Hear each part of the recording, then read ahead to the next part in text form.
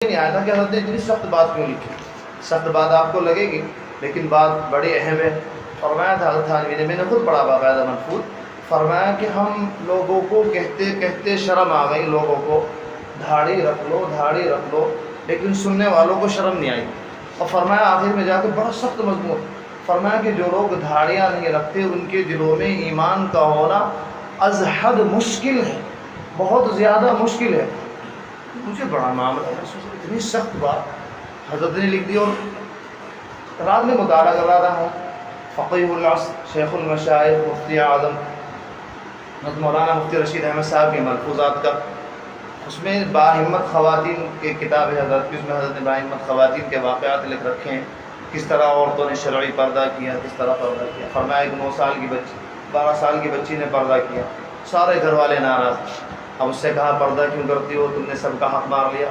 ماموزاد, ہاں ان ماموزادوں کا خبیثوں کا حق یہی تھا کہ تمہارے چہروں کو دیکھتے رہتے. ان خبیثوں کا حق خالہ زاد, ماموزاد, چچا زاد, تایا زاد, یہ سب حق اپنا سمجھتے ہیں خبیث لوگ, کہ اپنے حسن کی خیرات نکالتی رہے اور اپنا چہرہ ہمیں دکھاتی رہے. سب سے زیادہ ضربیں ان پہ پڑتی ہیں. بھابھی شریف پردہ کرے تو سب سے زیادہ ضرب خبیث دیور پہ پڑے گی. اللہ کے نبی نے فرمایا الحمو موت, دیور موت ہے, موت ہے بھابھی کے لیے, سب سے زیادہ اس سے زیادہ ضرورت. اگر بھابھی شریف پردہ کرے تو اکثر خبیث دیوروں پہ ضرب پڑتی ہے. اس نے پردہ کر لیا, ہاں تمہارے لیے وہ حسن کی خیرات نکال کے رہے, تمہارا حق یہی تھا تم اس کے حسن کو دیکھتے رہو. تو سب سے زیادہ ضرب ان خبیثوں پہ یہاں پڑتی ہے, دنیا داروں پہ.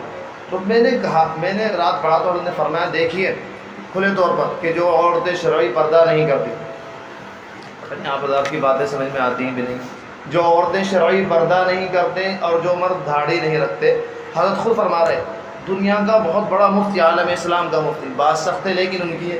میری طرف آپ اشارہ بھی نہ کریں, نہ متوجہ ہو, کیونکہ نہ میری اتنی حیثیت ہے, نہ میں اتنی بات کر سکتا ہوں. یہ وہ آدمی ہے دنیا کے گنو چنو مفتیوں میں ایک مفتی ہے. خود حضرت بالا مولانا شاہ برار الحق صاحب حضرت حکیم اختر صاحب سے فرمایا کرتے تھے, رشید احمد مفتی رشید احمد صاحب سے مسئلہ پوچھا کرو, جب تک یہ مسئلہ نہ بتائیں ساری دنیا کے مفتی فتویٰ دے دیں مجھے اطمینان ہی نہیں ہوتا.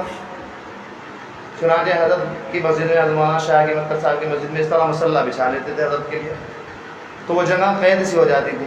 حضرت مولانا شاہ برار الحق صاحب یہاں سے گئے ہردوئی سے, حکیم اختر صاحب سے فرمایا, یعنی حضرت کے الفاظ, ہمارے تو شیخ العرب والعجم جو بھی ہے کچھ ہے, حضرت نے اپنے الفاظ میں فرمایا حکیم اختر کہ جو آپ نے مسلح پہلی سب میں بچھا رکھا ہے, مجھے ایسا محسوس ہوتا ہے یہ جائز نہیں ہے, کیونکہ جگہ قید ہو گئی, آنے والوں کا حق ہے. تو کہنے لگے, حضرت نے فرمایا حضرت حکیم اختر صاحب نے کہ میں نے پوچھ لیا حضرت مفتی رشید احمد صاحب کو, فرما رہے کہ جائز ہے.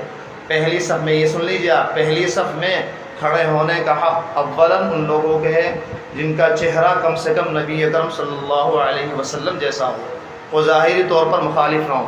خود دھاڑی والوں کو چاہیے, شرعی حلیے والوں کو چاہیے امام کے قریب آ کے کھڑے ہوئیں, امام کے بالکل قریب رہیں. جو لوگ دھاڑی والے نہیں وہ خود پہلے پیچھے سے کریں اپنا انتظار. اگر دھاڑی والے نہ ہوں تو وہ اگلی صف میں آ سکتے ہیں, خاص طور سے امام کے قریب ہی, جو 5 6 8 10 آدمی بھی جگہ ہوتی ہے, جن لوگوں کی اللہ کے نبی کی صورت ہے کم سے کم ظاہری طور پر باغی نہیں, وہ کھڑے ہوں, ان کا حق ہے. تو حضرت مفتی رشید احمد صاحب نے فرمایا کہ نہیں, بالکل یہی حق ہے, علماء کے لیے جگہ روک لی جائے کوئی حرج نہیں ہے, جگہ روکنی چاہیے. تو حضرت شاہ برار الحق صاحب نے فرمایا کہ میں پوری دنیا کے مفتی فتویٰ دے دیں مجھے اطمینان نہیں ہوتا جب تک حضرت مفتی رشید احمد صاحب فتویٰ نہ دیں. تو حضرت نے فرمایا اللہ کا بڑا مجھ پر کرم ہے کہ حضرت مولانا شاہ برار الحق صاحب جیسے متسلط پکے دیندار اللہ کے داعی مجھ پر اعتماد کرتے ہیں. تو پھر حضرت فرما رہے تھے کہ جو لوگ دھاڑی نہیں رکھتے اور جو لوگ شرعی پردہ نہیں کرتے, کہنے لگے ان کے دلوں میں ایمان بہت مشکل ہے. اور پھر حضرت ہی کے الفاظ سنیے, سخت تو لگیں گے, سخت لگنے کی بات. فرمایا بھائی ایمان ہونا بہت مشکل ہے اور کفر کا فتویٰ ہم نہیں دیتے. میں ہل گیا حضرت کے الفاظ پر. فرمایا کفر کا فتویٰ ہم نہیں دیتے, لیکن ایمان ہونا بغیر دھاڑی والوں کے دلوں میں بہت مشکل ہے, کیونکہ جو لوگ دھاڑی مڈاتے ہیں وہ یہ سوچتے ہیں کہ دھاڑی اچھی چیز نہیں ہے. جب نبی اکرم صلی اللہ علیہ وسلم کی صورت مبارکہ سے نفرت تو ایمان کہاں. جو لوگ دھاڑی مڈاتے ہیں وہ دھاڑی رکھنے کو اچھا نہیں سمجھتے ہیں, جو عورتیں پردہ نہیں کرتی ہیں وہ پردوں کو اچھا نہیں سمجھتی ہیں.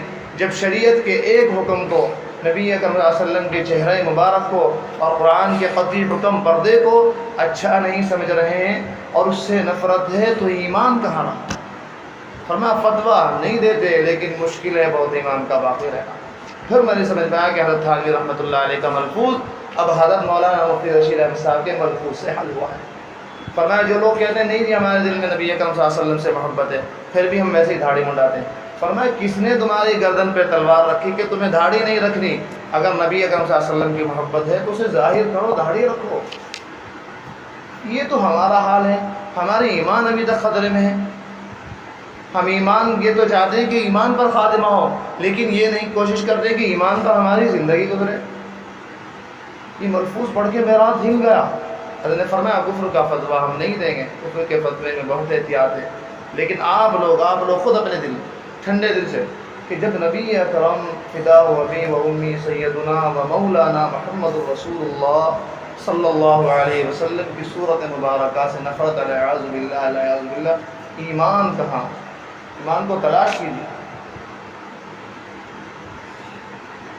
اللہ تعالیٰ کرے کہ باتیں کسی کے دل پہ اثر کریں، یہ باتیں سمجھانے کے لیے ہوتی ہیں، نہ کسی کو یہ محسوس ہونا چاہیے کہ ہمیں ٹارگیٹ کیا جا رہا ہے، ہماری طرف اشارہ نہیں بھائی، یہ باتیں ضروری تھیں ایمان بچانے کے لیے، خود اپنا ایمان بچانے کے لیے، آپ کا ایمان بچانے کا ذریعہ بننے کے لیے باتیں ضروری تھی، اس لیے باتیں کہہ دی۔ اللہ تعالیٰ ہم سب کو عمل کی توفیق عطا فرمائے۔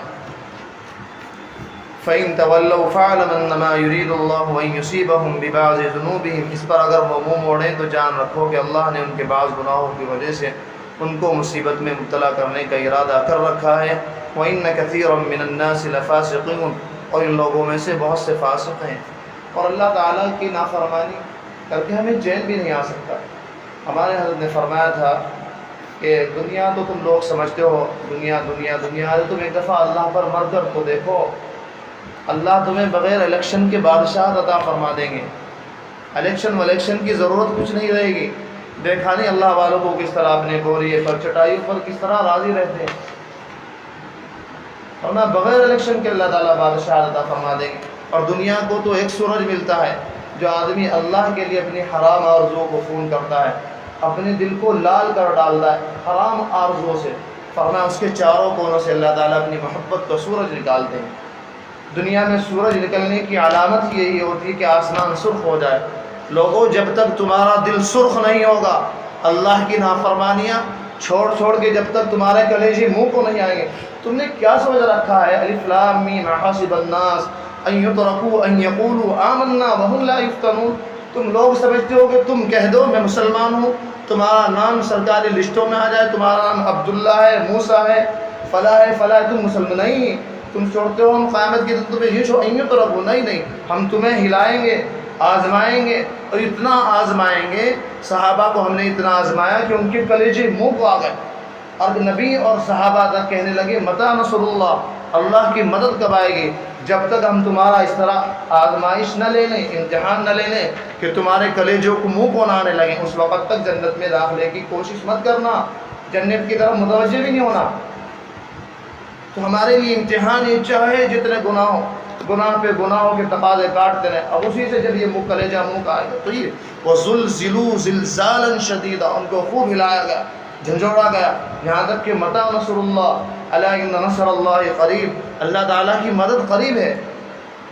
ہم نے مسلمان بن گئے تو ٹھیکیدار بن گئے کہ ہم جنت کے؟ اللہ کے یہاں مسلمانوں کا، دنیا میں مسلمانوں کا نام، اور کیا پتہ اللہ تعالیٰ کے رجسٹر میں ہمارا نام کیا ہو، الیاذ باللہ۔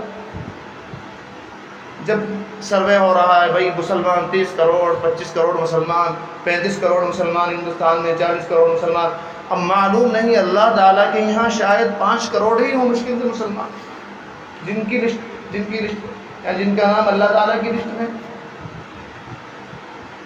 اس پہ تو ہمیں عمل کرنا پڑے گا، اس کے بغیر نہ دنیا میں کامیابی ہے نہ آخرت۔ کب تک 60 سال کی زندگی، 50 سال کی زندگی، 40 سال کی زندگی، حد سے حد 70 80، بس تھوڑا سا تو وقت ہے، اس میں تھوڑا سا ہل لیں، اپنے اوپر زلزلہ محسوس کر لیں، اور دنیا ہی میں اللہ تعالیٰ اس کا تھوڑا بدلہ دے دیں جتنا دنیا میں سما جاتا ہے۔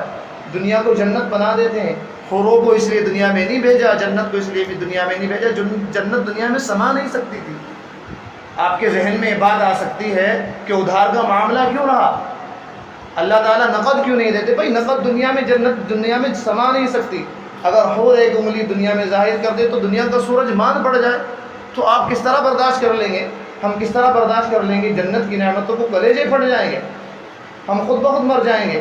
تو وہاں کی نعمتوں کو وہاں کے لیے رکھا، اور جنت کی نعمتوں کا کچھ نمونہ یہاں دنیا میں بھیجا کہ تمہاری زندگی ایسی پرسکون ہوگی کہ تم خود کہو گے کہ میں نے تو اللہ تعالیٰ کو آدھی جان دی تھی، اللہ تعالیٰ نے مجھے سینکڑوں جان عطا فرما دی۔ اللہ تعالیٰ ہم سب کو اپنی حرام آرزو کو خون کر کے اپنے قریب ہونے کی توفیق عطا فرمائے۔